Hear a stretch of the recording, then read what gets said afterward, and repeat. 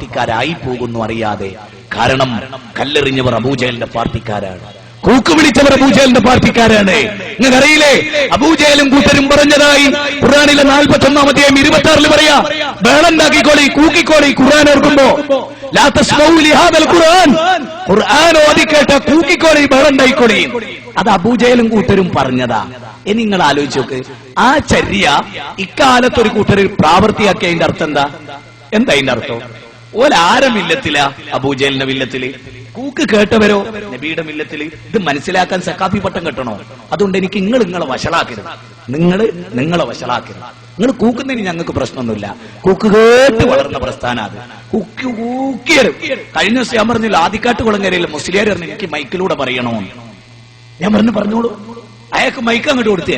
എന്നിട്ട് അയാൾ ചോദ്യം, ഞാൻ ഇവിടുന്ന് മറുപടി.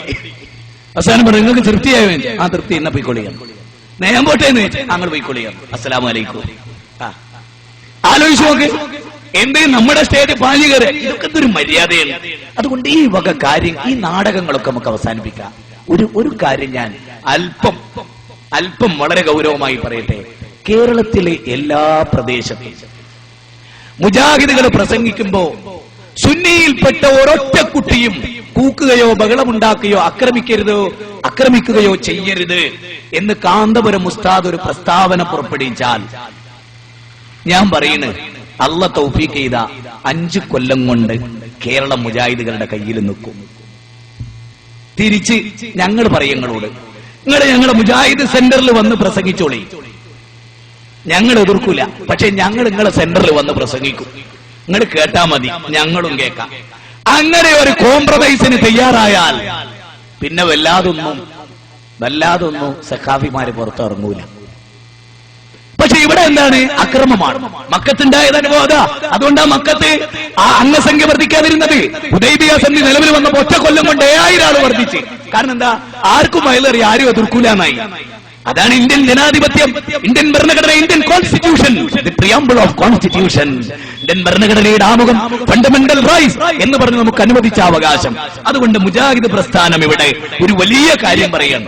ഞങ്ങൾ റോഡ് പ്രകടനം നടത്താറില്ല, ബന്ദില്ല, ഹർത്താലില്ല, ടിക്കറ്റിംഗ് ഇല്ല, പ്രകടനമില്ല. ആർക്കും 1 മിനിറ്റ് പോലും ഞങ്ങൾ ഉപദ്രവം ഉണ്ടാക്കില്ല. കാരണം ഞങ്ങളുടെ പ്രവാചകൻ പറഞ്ഞിരിക്കുന്നതൊക്കെ തെറ്റാണ്, ഈമാനിനെതിരാണ്. അതുകൊണ്ട് ഞങ്ങൾ ഈമാനിനെതിരായ ഇനി മാത്രമല്ല, എനിക്ക് ആശ്ചര്യവും അത്ഭുതവും തോന്നിയൊരു കാര്യം പറയട്ടെ. ഞാൻ ഈ പ്രകടനങ്ങളൊന്നുമില്ലാഞ്ഞിട്ടും മുജാഹിദ് പ്രസ്ഥാനത്തിന് എന്തെങ്കിലും ഒരു കുറവ് വന്നിട്ടുണ്ടോ? നിങ്ങൾ പറ. ഈ പ്രകടനം ഒക്കെ ഒഴിവാക്കിയിട്ട് മുജാഹിദ് പ്രസ്ഥാനത്തിന് എന്തെങ്കിലും നഷ്ടപ്പെട്ടു ഇല്ല. ഈ പ്രകടനങ്ങളൊക്കെ ഉണ്ടായിട്ടു ഏതെങ്കിലും പാർട്ടിക്ക് എന്തേ നേടാൻ കഴിഞ്ഞിട്ടുണ്ടോ? ഒന്ന് ബിഗ് സീറോ ആണ്. ഈ ഇന്ത്യയിൽ നടന്ന എല്ലാ ഹർത്താലുകളും ബിഗ് സീറോ ആണ്. ഒരു കട എറിഞ്ഞു പൊട്ടിച്ചു. എത്ര മോനെ നിന്റെ നഷ്ടം? 500 ഉറുപ്പ്യ. നാളെ ഹർത്താലാക്കണോ? എത്ര മക്കളെ നഷ്ടം? 5 കോടി. എന്ത് വലിയൊരു തത്വശാസ്ത്രല്ലേ ഹർത്താലിന്റെ തത്വശാസ്ത്രം. ഹർത്താൽ എന്നുള്ള പദത്തിന് വിവരല്ല, എന്നാ അതുണ്ടാക്കി നമുക്ക് വേണ്ടേ? അത്ഭുതമാണ്. അതുകൊണ്ട് ഇതൊക്കെ അവസാനിപ്പിച്ചിട്ട് നമുക്കൊരു പുതിയ യുഗത്തിന് വേണ്ടി പരിശ്രമിക്കാം. ഇസ്ലാം മനുഷ്യന്റെ മുമ്പിൽ വിഭാവനം ചെയ്തൊരു പുതിയ യുഗം. ഇനി ആലോചിക്കുക, മുജാഹിദ് പ്രസ്ഥാനം എല്ലാ മനുഷ്യരോടും പറയുന്ന കാര്യമാണ്. മനുഷ്യർ തമ്മിലുള്ള ഒരു നല്ല ബന്ധം. നിങ്ങളുടെ പ്രസ്ഥാനം ഏതായാലും മതം ഏതായാലും, വിശുദ്ധ ഖുർആൻ തന്നെ ഈ വിഷയത്തിൽ പറഞ്ഞത് ലാ ഇക്റാഹ ഫിദ്ദീൻ ഖദ് തബയ്യന റുശ്ദു മിനൽ ഗയ്. മതത്തിൽ ബലാത്കാരമില്ല. ആരെയും നിർബന്ധിച്ച് മതം പഠിപ്പിക്കേണ്ട ഡ്യൂട്ടി നിങ്ങൾക്കില്ല. പറഞ്ഞു കൊടുക്കുക, ഇങ്ങനെയുണ്ട്. അപ്പൊ നിങ്ങൾ നോക്ക്, മഹാഭാരത യുദ്ധം നടക്കുമ്പോ ദുര്യോധനൻ ഗാന്ധാരിയോട് ചോദിച്ചു, അമ്മേ ഞങ്ങൾ ജയിക്കുമോ? അപ്പൊ ഗാന്ധാരി പറഞ്ഞു, യദോ ധർമ്മസ്തോ ജയ. എവിടെ ധർമ്മമുണ്ടോ അവിടെ വിജയമുണ്ട്, അല്ലേ? സത്യമേവ ജയതേ. കേരളത്തിന്റെ ഹൈക്കോടതി കണ്ടിട്ടില്ലേ നിങ്ങൾ? എറണാകുളത്ത് ആ ഹൈക്കോടതിയിൽ എഴുതി വെച്ചാൽ സത്യമേവ ജയതേ. ആ ആർച്ചില് എഴുതി വെച്ച് കണ്ടില്ലേ? സത്യമേവ ജയതേ. ഉയർന്ന പോലീസ് ഉദ്യോഗസ്ഥന്റെ തൊപ്പിയിൽ എഴുതി വെച്ചിട്ടുണ്ട് ആ വാചകം. സത്യം ജയിക്കാവൂ, അസത്യത്തിന് കൂട്ടിക്കരുത് ആ തൊപ്പിയിട്ടിട്ട്. അതാണ് ഡിപ്പാർട്ട്മെന്റിനോട് പറയാൻ.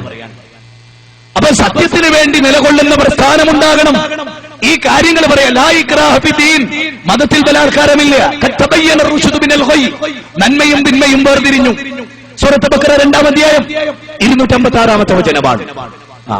ഖുലിൽ ഹഖ്, സത്യം അല്ലാഹുവിൽ നിന്നുള്ളതാണ്. ഇഷ്ടമുള്ളവർക്ക് വിശ്വസിക്കാം, ഇഷ്ടമുള്ളവർക്ക് അവിശ്വസിക്കുകയുമാകാം. ഇഷ്ടമുള്ളവർക്ക് വിശ്വസിക്കാം, ഇഷ്ടമുള്ളവർക്ക് അവിശ്വസിക്കുകയുമാകാം. 18-ാം അധ്യായത്തിന്റെ 29-ാമത്തെ വചനമാണ് ഇന്നാ ഹദൈനാഹു സബീല ഇമ്മാ ശാകിറൻ വ ഇമ്മാ കഫൂറാ. പൊന്തി നിൽക്കുന്ന രണ്ട് മാർഗങ്ങൾ, ഒന്ന് തൗഹീദിന്റെതാണ്, മറ്റൊന്ന് ശിർക്കിന്റെതാണ്. ഒന്ന് ഏകത്വത്തിന്റെതാണ്, മറ്റൊന്ന് ബഹുത്വത്തിന്റെതാണ്. ഒന്ന് ധർമ്മമാണ്, ഒന്ന് അധർമ്മമാണ്. ഒന്ന് നീതിയാണ്, ഒന്ന് അനീതിയാണ്. ഒന്ന് ന്യായമാണ്, ഒന്ന് അന്യായമാണ്. അതുകൊണ്ട് സത്യത്തിന്റെ പാത സ്വീകരിച്ചോ മനുഷ്യരെ എന്ന് ഖുർആൻ മനുഷ്യനോട് 76-ാം അധ്യായം 3-ാമത്തെ സൂക്തത്തിലൂടെ പറയുകയാണ്.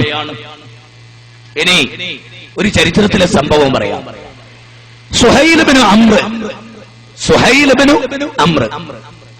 ഈ സുഹൈൽ ഇബ്നു അംർ പ്രവാചകനെതിരെ, തൗഹീദിനെതിരെ ശക്തമായി ശിർക്ക് പ്രബോധനം ചെയ്ത ഒരാളായിരുന്നു. സുഹൈൽ ഇബ്നു അംർ ശക്തമായി ശിർക്കിനെ അനുകൂലിച്ചുകൊണ്ടും തൗഹീദിനെ എതിർത്തുകൊണ്ടും പ്രസംഗിച്ച ആളായിരുന്നു സുഹൈൽ ഇബ്നു അംർ. ബദർ യുദ്ധത്തിൽ സുഹൈൽ ഇബ്നു അംറിനെ പിടിക്കപ്പെട്ടു. ബദർ യുദ്ധത്തില് സുഹൈൽ ഇബ്നു അംറിനെ പിടിക്കപ്പെട്ടു. അപ്പൊ ഉമർ ഇബ്നു ഖത്താബ് റളിയല്ലാഹു അൻഹു, നമ്മുടെ ഇന്നത്തെ പുതിയ തലമുറയിലെ യുവാക്കളുടെ ഒരു ശൈലി ഉണ്ടല്ലോ, എന്തായാലും ആ തല്ലും കുത്തും ചവിട്ടും. അപ്പൊ ഉമർ ഇബ്നു ഖത്താബ് റളിയല്ലാഹു അൻഹു തോന്നി ഇവന്റെ പല്ലടിച്ച് കൊഴിച്ചു കളണമെന്ന്. അപ്പൊ ഉമർ ഇബ്നു ഖത്താബ് റളിയല്ലാഹു അൻഹു നബിയോട് പറയാ, ആ സുഹൈൽ ഇബ്നു അംറിനെ എനിക്കൊന്ന് വിട്ടു തന്ന അവന്റെ പല്ല് ഞാൻ കൊഴിച്ചു തരാം. ഇങ്ങനെയാ പ്രയോഗം, അവന്റെ പല്ല് ഞാൻ കുഴിച്ചു തരാം. എന്നിട്ട് ഉമർ ഇബ്നു ഖത്താബ് റളിയല്ലാഹു അൻഹു അറിയാൻ, ഇവനാണല്ലോ നമ്മൾ എവിടെ തൗഹീദ് പറഞ്ഞാലും അപ്പ ശിർക്ക് പറയുന്നത് അല്ലേ? നമ്മൾ പിലാത്തറ തൗഹീദ് പറഞ്ഞ അപ്പ ശിർക്ക് പറയും, നമ്മൾ എറണാകുളത്ത് തൗഹീദ് പറഞ്ഞ അപ്പ ശിർക്ക് പറയും. അപ്പോ മഹാനായ റസൂൽ എന്ന് പറയാ, പാടില്ല ഉമറേ, ഉമറേ നമുക്കത് പാടില്ല ഉമറേ എന്നിട്ട് പറഞ്ഞിട്ട് റസൂൽ പറയാണ്, ഉമറേ ഒരു കാലം വരും, ഈ സുഹൈൽ ഇബ്നു അംർ നിന്നെ സന്തോഷിപ്പിക്കുന്ന ഒരു കാലം വരും. സുഹൈൽ ഇബ്നു അംറിന്റെ പ്രസംഗം നിനക്ക് ആനന്ദം നൽകുന്ന ഒരു ദിവസം വരും. മാത്രവുമല്ല ഉമറേ, അള്ളാഹ് ഒരു മനുഷ്യനെ സൃഷ്ടിച്ചിട്ട് ആ മനുഷ്യന്റെ അംഗങ്ങളിൽ ഛേദം വരുത്താൻ പാടില്ല ഉമറേ. ഒരാളുടെ ശരീരത്തിന്റെ കയ്യോ കാലോ അല്ലെങ്കിൽ അയാളുടെ കണ്ണോ മൂക്കോ അത് പറിച്ചെടുക്കാൻ നമുക്ക് അവകാശമില്ല ഉമറേ. അതൊരു നബിയാണ് ചെയ്യുന്നതെങ്കിലും ആ നബി പരലോകത്ത് ചോദ്യം ചെയ്യപ്പെടുമടും ഉമറേ. അതുകൊണ്ട് ഇസ്ലാമിനെതിരെ പ്രസംഗിക്കുന്നത് സൽമാൻ റുഷ്ദി ആണെങ്കിലും, അതുപോലെ ലജ്ജെയ്തിയ ഏതെങ്കിലും തസ്ലീമാനുസരിനാണെങ്കിലും, ജോസഫ് ഡമർഗാണെങ്കിലും, ഹമീദ് ചേന്നമംഗല്ലൂരാണെങ്കിലും, അതുപോലെ ഏത് മനുഷ്യനാണെങ്കിലും അവർക്ക് പ്രസംഗിക്കാനുള്ള അവകാശം കൊടുക്കണമെന്ന് നബി സല്ലല്ലാഹു അലൈഹി വസല്ലമ. പിന്നെ ഈ സുഹൈൽ ഇബ്നു അംർ ഇസ്ലാമിന്റെ ആളായി തീർന്നു. അതുകൊണ്ട് നമുക്ക് പറയാം സുഹൈൽ ഇബ്നു അംർ റളിയല്ലാഹു അൻഹു എന്ന് നമുക്ക് പറയാം. അപ്പോ സ്വാതന്ത്ര്യമാണ് ഇവിടെയൊക്കെ. ഈ സ്വാതന്ത്ര്യം എല്ലാവർക്കും ഉണ്ട്. ഇനിയോ ഭൂമിയിലെ മനുഷ്യർ കുഴപ്പമുണ്ടാക്കുക, അതിനെപ്പറ്റി ഖുർആനിന്റെ കൺസെപ്റ്റ് എന്താ? ഞാന് ഇവിടെ അവതരിപ്പിക്കുന്ന വിഷയത്തിന്റെ ടൈറ്റിൽ ഒന്നും പറഞ്ഞിട്ടില്ല, ഒക്കെ നിങ്ങൾക്കറിയാം. ആ ടൈറ്റിൽ മേൽ ഇങ്ങനെ കൂടി കളിച്ചിട്ട് കാര്യമില്ലല്ലോ. മാനവമോചനം, അതിന് സൃഷ്ടാവിന്റെ സന്ദേശം സ്വീകരിക്കണം, അതാ പറയുന്നത്. മാനവമോചനം ഉണ്ടോ? അത് തന്നെ അവർഗീയമാണ് അല്ലേ? വർഗീയതയില്ലാത്തതാണ്. മാനവൻ, മനുഷ്യ സമുദായം മുഴുവൻ, സർവ്വരാജ്യ തൊഴിലാളികളെ സംഘടിക്കുന്നല്ല. ദലിതരുടെ മോചനം അല്ലേ? ഇവിടെ പലപ്പോഴും ജയിൽ മോചിതരായൊക്കെ വന്നവരുടെ പ്രഖ്യാപനം എന്താ? ദലിതരുടെ മോചനം. നമ്മൾ പറയുന്നത് മനുഷ്യരുടെ മുഴുവനും മോചനം, മാനവ മോചനം, മാനവമോചനം. ആ മാനവമോചനം, അതിന് സൃഷ്ടാവിന്റെ സന്ദേശം സ്വീകരിക്കണം എന്നുള്ളതാണ് നമ്മുടെ പ്രമേയം. അപ്പോ അള്ളാഹു മനുഷ്യരോട് ആവശ്യപ്പെടണം, ഭൂമിയിൽ നിങ്ങൾ കുഴപ്പമുണ്ടാക്കണം. നല്ല 1-2 വചനങ്ങൾ പറഞ്ഞുതരാണ്. വിശുദ്ധ ഖുർആൻ പറയാണ്, ആർക്കുള്ളതാണ് യഥാർത്ഥത്തിൽ സ്വർഗ്ഗം? ആർക്കുള്ളതാ? മുസ്ലിങ്ങളെ, സ്വർഗം നഷ്ടപ്പെടുത്തുന്ന ഒരു പ്രവൃത്തിയും ഒരു മുസ്ലിമിന്റെ, അത് മുജാഹിദ് ഇരു ഗ്രൂപ്പായാലും സുന്നി ഇരു ഗ്രൂപ്പായാലും ആരായാലും, ഞാൻ തീർത്തു പറയാണ്, ആഖിറമാണ് പ്രധാനം.